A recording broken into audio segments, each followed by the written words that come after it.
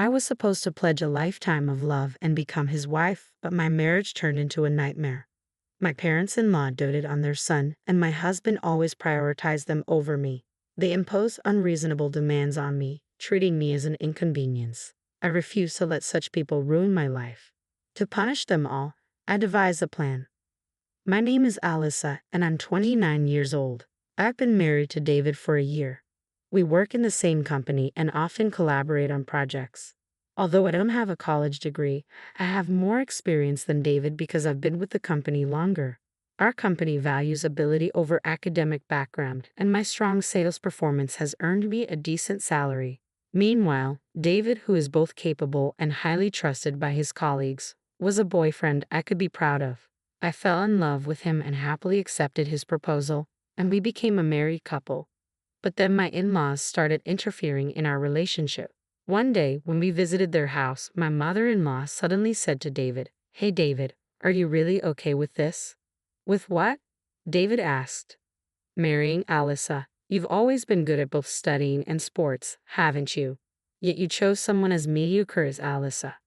Upon hearing this, my father-in-law nodded in agreement. "Yes, at first glance, she seems like an average young woman with nothing special about her." "Ah, that's what you're talking about. It's fine. I love Alyssa," David responded. "Really?" "Well, if you say so," my mother-in-law said, giving me a sideways glance. I felt hurt and angry. "I'm sorry I have nothing special to offer," I thought to myself, "but I've also put in my fair share of effort to take on grown woman responsibilities." I cursed them in my mind, but I never spoke out, trying to maintain a peaceful marital life. I wanted to avoid conflict with my in-laws as much as possible. However, one day, they started complaining right in front of me. "Hey David, are you really okay with your current workplace?" his mother asked. "That's right," his father chimed in. "Isn't it a place where even high school graduates like Alyssa can work?" David replied, "But the pay is good, and I have good colleagues." "You're not the kind of man to stay in the same place as high school graduates, are you?" his mother persisted. "You're smart. There must be many other good jobs out there." They kept glancing at me as they tried to persuade David. Believing that responding would mean losing, I deliberately didn't react, but inside, I was seething. What's with that tone? I thought. I do my job well, and there's no difference in work performance based on whether you're a high school graduate or not. In fact, sometimes I earn more than David does. It's safe to say I don't have a good impression of my in-laws who judge people based on academic background or appearance. However, they don't physically bully me, and I don't suffer much direct harm. I had told David in advance that I was a high school graduate, and knowing that, he had said, "I love everything about Alyssa." I took pride in myself for achieving results in a company that values ability over academic background. No matter what my in-laws said, I believed and never doubted that David was on my side. However, after a little while had passed, an incident broke out. Out of nowhere, my husband began speaking of something unbelievable. "Hey, I've been thinking. I've decided to switch to a different job." "What? Wait, what are you talking about all of a sudden?" "Well, I was talking to my parents, and I just realized our company even takes in a high school grad like you, Alyssa. I have a college degree, so there must be a better job out there for me," David declared. "Are you serious? You're making fun of both me and the company, aren't you?" I shot back. "But it's true, isn't it? There's no need for me to work at a job that even a high school graduate can do. Plus, my mom said she could introduce me to a job through someone she knows." "Stop it. We are blessed with a good work environment, and now you say something like this? You're nagging." I finally realized I'm not someone who should be stuck in a place like this. So, his parents had influenced him. He had taken their words at face value and convinced himself that he was too good for a current job. The very next day, without discussing it with me, David submitted his resignation and casually left the company where we met. Only a year into our marriage, my husband had resigned from our workplace without a second thought. He switched to a factory job introduced by his mother, where his salary dropped to about half of what it was. The only advantage, if any, was that it was close to home, making commuting easier. About a week after starting his new job, David began to complain about the factory. "That guy never went past middle school, but he has the nerve to tell me what to do," he shouted, scattering his clothes around. I stepped in to stop him. "Wait, why are you so angry? If you make such a loud noise, it's going to bother the neighbors." "Shut up. Why do I, a university graduate, have to be bossed around by a low-level boss who's just a middle school graduate? Well, you just started there. It can't be helped. He's your boss, right? I don't care. He can't even study, but he has the nerve to boss me around. Damn it. Who's the real problem here? What can a newcomer do without instructions from their boss? You chose to switch jobs, so bear with it a little, I retorted. I know that already, he snapped. I wondered how long he could endure this situation. My attempts to soothe him and get him to work each day were becoming a constant struggle. My doubts were confirmed when one day he caused a major issue at the factory. You broke the factory equipment, I exclaimed in shock. It's not my fault. It's that damn boss who pissed me off, he retorted, slamming his hand on the table. But that doesn't mean you should break the factory equipment. That's absolutely unacceptable. What were you thinking? I had no choice. That guy was bossing me around even though I'm a university graduate. The trigger was when his boss, who only graduated from middle school, criticized David for not working seriously. In response, David insulted his boss's academic qualifications. The fault was entirely with my husband, and everyone present sided with the boss. Enraged by this, David went into a violent rage. In his rampage, he damaged part of the conveyor belt, stopping the production line. As a result, he was fired and faced a large claim for damages. Since it was a factory that his parents had introduced, the damages had to be paid entirely by David and his parents. Consequently, not only did David lose all his savings, but his parents' retirement fund also seemed to vanish in an instant. Though my parents are struggling right now, they're moving into this apartment next week, David said. I let out an absurd gasp in surprise. Living together? I never heard about this. You're my wife, right? Just listen and keep quiet. This is a done deal. Got it. With these words, he stormed out of the room, slamming the door behind him. A few days later, my in-laws actually moved into our home. I thought it was a joke. Living together was absolutely impossible. I couldn't overlook this, so I confronted my in-laws directly. Father-in-law, mother-in-law, living together is a problem. Shut up. It's your fault our son couldn't make it at the factory, my father-in-law snapped. That's right, you neglected David's mental care, didn't you? My mother-in-law added. Wait a minute, how is this my fault? Can't you shut up? Our life is a mess because of you, my father-in-law shouted. That's right, if you had done things right, this wouldn't have happened. It's all your fault, so living together is natural, right? Ha! What kind of logic is that? Living together is impossible. Shut up. Our home was rented and we've already terminated the lease. There's nowhere else to go, my father-in-law insisted. That's right, we have nowhere else to go other than here, my mother-in-law echoed. Despite moving in without permission, my in-laws had a lot to say. Furthermore, my husband began to insult me, egged on by his parents. Hey Alyssa, I married you. You should be happy to be married to someone as excellent as me, shouldn't you? Forget about that. Can't you start looking for a job soon? It's hard on the household finances now that we're living together. What did you say? You're cheeky for a wife. Supporting your husband is a wife's duty, and supporting your husband's family is also a wife's duty, right? I was getting sick of my husband spouting nonsense as if it made sense. Moreover, neither my husband nor my in-laws helped with the household chores at all. I had a job too, so I couldn't make elaborate meals, and the cleaning inevitably got neglected. No matter what they said, I kept a cool attitude, saying, because it's hard on the household finances. If they weren't happy with it, they who caused the situation should handle it. I kept this attitude for several days until one day my husband finally vented his frustration. Hey, what's with your attitude? You're lacking respect for me and my parents. Enough already.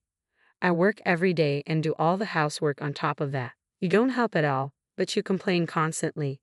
Ha, what's with that tone of voice? You don't seem to understand your place, do you? My husband sneered, shoving divorce papers in my face. He had even kindly signed them. What is this? I asked, taken aback. Can't you see? It's a divorce paper. Even a high school graduate can understand that, right? Are you serious? Of course. If you have complaints about me and my parents, then we're getting a divorce. Staring at the divorce papers, my husband spoke with a triumphant look. Let me tell you, even if you throw it away, it's useless. I have more prepared. Understand? If you don't want to be divorced, listen to what I say, you stupid high school graduate wife. In that moment, My rage burst forth from my entire body. I couldn't stand to be with these people anymore. Since he went to the trouble of preparing the papers, I put them to good use. Clutching the divorce papers, I began to plot my revenge. First, I recorded the numerous insults from my husband and in-laws on a voice recorder. Then, I documented instances when my belongings were deliberately broken. I made sure to document everything. By this time, my husband had started working odd jobs, but none of them lasted more than a week. It was as if he had given up on our family. One day, as soon as my husband came home, he opened his mouth. "Oh man, I quit this job too. It was too boring." "Huh? Again? You have no right to complain to me," I replied. "Right, Dad? Mom?" My in-laws just nodded with smiles. This was a usual occurrence, but on this day, my father-in-law delivered the final blow. "Speaking of which, I've quit too," David's father announced. "What? Father-in-law, what are you talking about?" "That's what I'm saying. I've quit my job. I'm planning to live off you, Alyssa." "Wait, what?" "You see, my son is too brilliant and prideful to work under those who only graduated from middle or high school. We're counting on you, Alyssa, a high school graduate, to work hard." "Yeah, let's count on our lowly educated Alyssa to work hard, right, dear?" My mother-in-law chimed in. What were they even saying? They intended to live off not their son but their daughter-in-law. I couldn't stand it any longer. With my father-in-law and husband's simultaneous resignations, I finally decided to put all my plans into action. The first thing I did was to sign a contract for a new apartment. It wasn't for all of us, of course, it was a new place for me alone. However, I needed time to move without my husband and in-laws noticing, so I gifted them a 5-day trip to give me time to pack. Upon receiving the trip tickets, my mother-in-law was thrilled. "A trip? Oh, Alyssa, you do have a knack for these things every once in a while. I owe a lot to you all. But are you sure, Alyssa? You can come with us if you like." "No, I have work. Please enjoy yourselves without any interruptions." "Oh, really? Well then, we'll take you up on your offer and have a blast." When the three left for the trip in high spirits, I carried out my planned move. During this time, I shipped my husband and in-laws' belongings to a weekly rental apartment. I had booked and canceled the lease on our current apartment. Of course, I bore all these expenses. It was a painful outlay, but I considered it a necessary expense for my revenge. A few days later, my husband, who must have returned from the trip, called me. "Hey, what the hell is going on? I can't unlock the door." With a smirk at the sound of my husband's frantic voice, I calmly responded, "I suppose I've already canceled that apartment." "What? Canceled? What are you talking about? Explain properly." "For now, I've stored all of our belongings in a weekly apartment nearby. Feel free to do as you wish from there." "What? What does that mean? You're always doing as you please. If you get too cocky, you'll pay for it later." "Are you threatening me? Should I call the police?" "Damn it." My husband cursed. "How dare you, my foolish wife?" I dropped a bombshell. "Oh, I'm not your wife anymore." "What? To prevent any legal issues later, I've already completed the divorce proceedings." "What? Such a selfish act. You think it's acceptable?" Taking a deep breath, I spat into the phone. "Sorry, but I don't need your permission. You've made fun of me for being a high school graduate long enough, and now you've quit your jobs to become dependent on me. I'm done with you. Enjoy your family life without me." "Hey, you must be kidding. I didn't really mean to divorce. Why should I listen to you at this point? We're strangers now. I don't care what happens to you at all." "Please wait. You've enjoyed looking down on people, haven't you? I can easily imagine your struggles, and it makes me laugh. Go as low as you can with your family, you trash." I hung up the phone. After that, David kept badgering me with phone calls, but I ignored them all. Later, David and my in-laws caused a ruckus at the entrance of the apartment building, dramatically damaging part of the mailbox, which ended up becoming a police matter. They were taken away and ultimately had to pay for the damages to the mailbox, adding to their debts. Truly, they are a hopeless family. The lease for the weekly apartment where I had stored their belongings was about to expire. Since they did not know my new address, they couldn't rely on me. I couldn't help but wonder how David, who quit his job at the same time as his father and his stay-at-home mother, were going to survive from here on out. To make matters worse, my in-laws had even canceled the lease on their rented family home. I could almost see them sinking into a bottomless swamp. I couldn't help but admire my well-executed plan. I don't know how they're going to survive from here on out, and frankly, I don't care. but it's clear their future isn't bright. They brought this upon themselves. On the other hand, I am living carefree in my new home alone. Being able to spend my time leisurely without anyone bothering me is the ultimate bliss. For the time being, I don't think I'll be living with anyone else. I plan to thoroughly enjoy my time free of any worries. All right, everyone's presentations are done, Nick, the manager, said as he tried to move the discussion forward. Excuse me, I haven't. I recently found out something. Nick interrupted me and began to speak. There's apparently someone in this department who didn't graduate high school and is just a part-timer. Meetings should be for employees only. Absolutely right. His lackey, Mike, of course, agreed with Nick. I'm leaving. After leaving the meeting room, I started to shut down my computer. I noticed that an email had arrived, not in my personal inbox, but in the company's shared email. Thinking, there's no point in speaking up, no one will listen, I went home quietly. The next day, I heard a commotion from Nick's desk. He was staring at his computer screen, his face pale. Nick! Is something wrong? Mike looked at the screen with him. And he turned even paler than Nick. Why is he so angry? Knowing the reason for Mike's distress, I thought to myself, serves them right. My name is Adam. My mother passed away when I was in the 9th grade, and I was raised by my father. Well, you could hardly call it being raised. After my mother passed, my father changed. He drowned his sorrows in alcohol, and though he still went to work, he squandered our living expenses on horse racing. Because of that, I had to start working part-time as soon as I entered high school. Every month, I went to the convenience store with bills in hand that couldn't be auto-deducted from my father's account. Even though I endured it because I didn't want to be alone, I reached my limit in my second year of high school and dropped out. I found a live-in job at a distant inn. Thank you for everything. The day I left home, my father, still staring at the TV, spoke. Take care. That was our last conversation. Back then, 18 wasn't the age of majority, so I needed my father's permission to work, and I couldn't hide my place of employment. Yet, my father never visited me even once. I kept working just to survive, and before I knew it, I was 42. Years of hard work paid off, and I was transferred to the headquarters. I was thrilled to be recognized by the company, as I thought I'd be working in the field until retirement due to my lack of formal education. Listen up. Our work can change the future of our employees. Don't drag us down. On my first day after the transfer, Nick, dressed in an expensive suit, spoke sternly. There was a reason for this.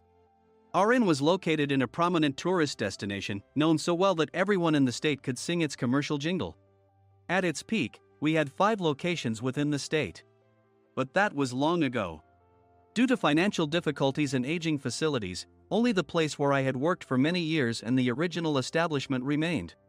I was prepared to lose my job anytime, but now there was a glimmer of hope. With the rise of social media, the tourist area where the inn was located started gaining attention again. Depending on how hard the sales department, where I was transferred, worked, we could either thrive or be forced to give up this prime location to the new hotel chains continuously popping up. For Nick, who had switched careers from another industry to strengthen our sales, this was a battle he couldn't afford to lose. I understood why he had to be strict. I will do my best. Nick sneered at my enthusiastic declaration. Did you not hear what I said? I'm sorry. I thought I was listening carefully. Out of habit from years of customer service, I apologized reflexively, though I had no idea what had offended him. Someone was watching me with a smirk. In this department, there are those who are expected to excel and those who have been shoved here because they have nowhere else to go. You are the latter. It was Mike, the section chief. He's 7 years younger, at 35. But he was called to headquarters much earlier than I was and had been moving around within the headquarters ever since. I'm not jealous, but I can't accept that he's my boss. Graduating from a prestigious university, he has an unusually high pride and caused many problems as a newbie, making things very difficult for me when I was the front desk leader. When I found out Mike was transferred to the sales department a month before me, I was disheartened. Mike is right. With just a middle school diploma, there's not much you can do. Don't even think about achieving results. As if I didn't exist, Nick remarked, I'm thirsty. Mike eagerly ran to the coffee maker. It seems Mike is Nick's lackey. I regretted being happy about my transfer to headquarters, wishing I had stayed on site forever. Send a direct mail to every company on this list by the end of the day. Nick only assigned me tasks that even a new graduate could handle. What? There are over 1,000 companies. You want me to send to all of them by today?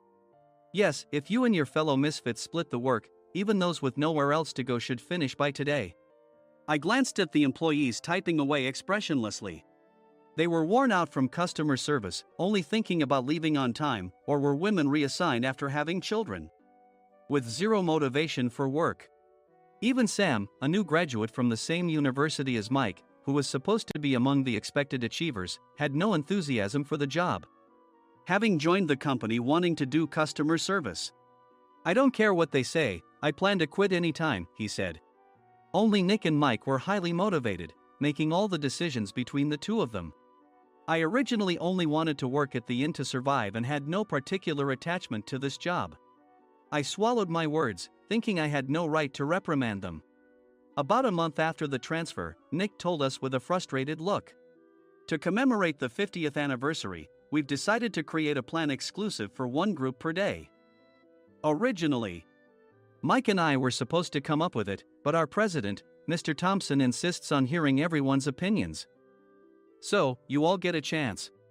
As Nick explained, Mike began handing out prints. Make sure not to embarrass Nick. If your ideas are half-baked, you'll have to redo them. It seemed that they had printed his handwritten notes by Mr. Thompson, which included several questions and a section for free responses. It made sense why Nick had to seek our input, given that all responses had to be submitted to Mr. Thompson. We were given a week to think about it, and a meeting was scheduled to compile our ideas. My plan is to let guests enjoy both the old and modern America. Nick began the presentations. Guests would watch a master confectioner at a nearby traditional sweet shop make sweets in front of them. The welcome drink would be premium tea in a bottle. Nick's plan was certainly attractive. After his presentation, Nick called on us to present in the order we were seated. Just as I stood up for my turn. All right, everyone's presentations are done. Excuse me, I haven't. I recently found out something. Nick interrupted me. There's someone in this department who didn't graduate high school and is just a part-timer. He was likely talking about me. I joined the company as a part-timer and was made a full-time employee when I turned 20. That was 20 years ago, so Nick and Mike probably had no chance to know until recently. Meetings should be for employees only. Absolutely right. After that, Nick kept creating opportunities to solicit everyone's opinions, purposefully excluding me from speaking. The meeting unexpectedly heated up and went past the scheduled end time. A few people asked to leave, and the discussion continued with the remaining few. Still here? Normally, you'd leave in that situation. Though I had no attachment to the job initially, hearing kind words from customers made me want to make them happier. For someone like me, with nowhere to go, the inn was my home and customer service was my life. I felt pathetic about my current self. I'm leaving. I left the conference room and started shutting down my computer. I noticed an email had arrived, not in my personal inbox, but in the company's shared email. Thinking no one would listen to what I had to say anyway, I quietly went home. The next day, while preparing the DM as instructed, I heard a commotion from Nick's desk. In his haste to stand up, he hit his knee on the desk. He stared at his computer screen, his face pale. Nick! What's wrong? Mike, thinking he should be the first to rush over, approached Nick while still wearing his coat. He peered at the screen with Nick. And he turned even paler than Nick. Why is he so angry? Who is responsible for this company? Nick, more irritated than ever, asked, and Mike answered without checking. Probably Sam. Sam wasn't there because he was attending a morning training session for new hires. Nick gave up on getting angry and returned his gaze to the screen. They were looking at an email that arrived right after the end of the working day yesterday. Apparently, no one, including me, had checked it before leaving. The email was from a large company that used us for their annual employee trips. The president and executives of that company also frequently used our services personally. president of the company, Mr. Mason himself had declared that neither he nor his company would ever use our services again. Well, some companies cancel their employee trips or stop using our services due to financial struggles. Let's just move on. Mike kept wiping the sweat from his forehead with a handkerchief. Knowing why Mike was so agitated, I quietly watched their interaction. Do you know how much revenue we get from that company? We can find other guests to fill the rooms, but we'll lose the banquet costs, gift shop revenue, rental car fees, and more. Moreover, the gifts were supposed to be prepared by the traditional confectionery shop involved in Nick's proposed plan. If it's known that we incurred such a huge loss at this critical time, Nick's position in the company would be jeopardized. Nick took a deep breath, seemingly trying to calm himself. All right, Mike. Go to New York right now and apologize to Mr. Mason. What? You're coming with me, right? I have urgent work to do. I trust you, which is why I'm entrusting this to you. Please. Mike, believing Nick's sincerity, agreed with a determined look on his face, saying, yes. That's Nick for you. Even if Mike went to apologize, Nick would shift all the blame onto him if the client didn't change their mind. Well, it was Mike's fault to begin with, so it served him right. About 3 hours later, Sam answered a call from somewhere and repeatedly apologized, saying, I'm very sorry. Everyone watched to see what was happening. After ending the call, he informed Nick with a weary tone. When Mike arrived at the client's company, he only made things worse, further infuriating Mr. Mason. He was demanding, get his boss here immediately.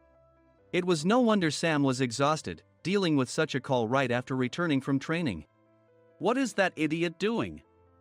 All right, Adam, you're coming with me. If sacrificing Mike didn't work, then I must be next. Normally, I'd want to refuse at all costs, but I saw an opportunity in this situation. If I can be of assistance, I'd be happy to join you. I obediently followed Nick, and we flew to New York. When we introduced ourselves at the reception, it became clear how serious the situation was, as the receptionist personally escorted us to the president's office. Angry voices leaked through the door, making both Nick and me uneasy. Excuse me. I'm Nick, the supervisor. I understand my subordinate has caused you trouble, and I deeply apologize. Nick, with his experience in the corporate world, knew enough to offer an apology before excuses. However, his customer service skills left much to be desired. I sighed as I saw Mike trembling like a small dog in the corner of the room. What kind of training are you giving your subordinates? Mr. Mason glared at Nick with a red face. The intensity of his gaze made even Nick take a step back. Regrettably, I joined this company only 2 years ago and was unaware of Mike's issues. I should have identified his shortcomings sooner. Indeed. I should have realized sooner. No sensible person would come to apologize and then give a lengthy presentation on the drawbacks of not using their in. Nick froze, his mouth slightly open. Suspecting the worst, I picked up the documents that had fallen to the floor. It seemed Mike hastily prepared these documents on the plane, listing the disadvantages. Disadvantage 1: if you change the venue for the company trip, employees might suspect it's for cost-cutting reasons, leading to a negative impression. Reading it aloud half-jokingly, Nick snatched the papers from my hand and checked the contents with a furious expression. Among the stack of documents was a receipt from a nearby convenience store's copy machine. I felt a pang of dread, hoping he hadn't shown the receipt as well. What do you think he said when I asked what kind of nerve he had to do this? I'm very sorry. Faced with the dire situation, Nick must have thought there was nothing left to do but apologize. In a voice smaller than I'd ever heard from him, he uttered words of apology. He said, I'm a Harvard graduate. I don't believe I said anything wrong. Mike! What have you done? Forgetting his plan to pin the blame on Mike, Nick yelled loudly, even in front of Mr. Mason. I didn't do anything wrong. You're still saying that? Look at him. Mike pointed at me with a shaking hand. I was assigned to headquarters in my 20s and now I'm a section chief. This guy only made it to headquarters at 42. Everything I've done proves I was right. So why are we losing the contract? Having said his piece, Mike collapsed to the floor. Of course. You were sent there because you had nowhere else to go. Mike never expected to hear such words from someone he looked down upon. He lunged at me, and Nick hurriedly stepped in to stop him. Mr. Thompson told me Mike is a quick thinker, and to take good care of him. There's no way he was pushed aside. Don't make things worse here. He didn't say quick thinker, he said only quick-witted, didn't he? I don't remember that part. I recalled the many troubles Mike caused when he was a newbie. When Mike was on the front line, his pride was so high that he never apologized to customers. Customer service, especially in our job, doesn't work alone. It brings both good and bad situations. If the front staff or housekeepers made mistakes, or the cleaning company didn't properly clean a room, one had to apologize to the customers regardless of personal fault. Mike, in such situations, would never apologize, insisting he wasn't at fault. This often angered customers, and as the front desk leader, I frequently had to apologize on his behalf. He caused complaints and disrupted operations, which is why he was quickly moved to headquarters. In departments where he didn't interact directly with customers, his quick thinking was beneficial and things went well. But it seemed his flaws were starting to show. Corporate reservations are supposed to be entered into the system by the sales representative. But a quick check yesterday revealed that more than 10 items were missing from the client's reservation. The handover document clearly stated what needed to be prepared. Why didn't you enter it into the system? Why do we have to give them special treatment? Filling rooms near the banquet hall, setting up all the food in advance. Specifying the brand of wine, they're too demanding. No wonder he always angered customers, I thought, feeling a headache coming on. Grouping them in rooms near the banquet hall is for our benefit too. It makes it easier for the staff to set up beds and serve breakfast since everyone's schedule is synchronized. As for the other requests, Mr. Mason suggested them to lighten our load. I didn't know that. Nick finally seemed to realize that Mike was the one who had angered the client. What did you say to them? I just told them we wouldn't give them special treatment anymore. We shouldn't waste effort on things that don't bring in money. I was utterly exasperated at his lack of understanding of customer service. Of course, we shouldn't comply with unreasonable demands. But carrying over successful practices from past stays makes customers feel remembered and enhances their experience. Good memories encourage repeat visits. That's part of our job. I looked down at Mike, who was sitting on the floor. In our job, nothing is a waste. Mr. Thompson likely moved you to the sales department, hoping you'd finally understand this. How do you think he feels now that you've failed to meet his expectations? Mike, tears in his eyes, fled the president's office. I was amazed he still hadn't apologized. You have it tough, Adam. It's okay, we're all employees of the same company. I deeply apologize for this disrespectful incident. Especially after all the care you've shown us. If it weren't for you, Adam, I really would have stopped staying here. When I heard you were moving to the sales department, I was willing to reconsider if you handled it. Seeing us talk so amicably, Nick's face contorted. Do you two know each other? Adam's service is excellent. I always requested him specifically. Normally, we don't accept specific staff requests, but we made an exception for Mr. Mason, adjusting my shifts accordingly. He had personally stayed at our hotel just before my transfer, and during casual conversation, I mentioned, I'm moving to the sales department soon. If I hadn't told him then, things could have been much worse. Please continue to take care of us. I look forward to it. On the return flight, Nick awkwardly offered me a can of beer. It's still working hours. Of course, I had no intention of forgiving him for a single beer. Nick might try to pin everything on Mike and avoid any consequences. While pondering this, a startling fact came to light. Nick, the tea bottles for the plan have arrived. I handed Nick a bottle labeled with our inn's name. They look good. What are you talking about? These are plastic bottles. I had assumed we would use the trendy, high-end bottling tea. But what arrived were ordinary plastic bottles of tea with customized labels. The only unique aspect was the label, which had the inn's name, making it look customized. Upon further investigation, I discovered that a substantial amount of money was set to be paid to the tea company. It was priced like bottling tea. Does this plastic bottle really cost $100 each? The tea inside is specially blended for us. The extra cost is for that. Wouldn't it be better to use another tea company? Or is there a specific reason we must use this one? As Nick continued to make excuses, I showed him a printed email. I informed the tea company's president, Mr. Mitchell, that we discovered irregular payments and he confessed.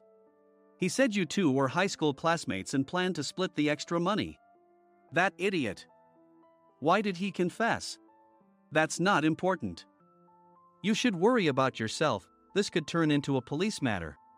Opening the bottle cap, I suggested. How about calming down with this tea? It supposedly has a relaxing effect. Nick drank the tea frantically. In the following days, decisions were made about their fates. Mike was reassigned to the General Affairs Department, with no chance of transfer or promotion, as per Mr. Thompson's orders. As for Nick, since the payment to the tea company hadn't yet been made, he narrowly avoided legal trouble. Instead, he was encouraged to leave the company, and to avoid further complications, Nick submitted his resignation. Rumor has it that connections between HR departments have made it difficult for him to find new employment. Even though it was good to have those two gone, something unexpected happened in the sales department. Everyone became motivated and united in refining the 50th anniversary plan. In the end, my plan was adopted. We collaborated with the Tourist Information Center to provide personalized guides. The plan, tailored to the number of guests, was truly special for the 50th anniversary. Hey, is Adam's family coming to stay? I immediately booked that special plan for my family. Sam noticed it on the reservation list and quickly picked up on it. Yes, I'm inviting my father. That's great. I might invite my parents too. I lacked the courage to face my father just as Adam. But here, with the confidence Mr. Mason praised, I felt ready. The 50th anniversary plan was a perfect opportunity to reconnect with my father. I hoped to bring back the days when we could laugh together as we once did.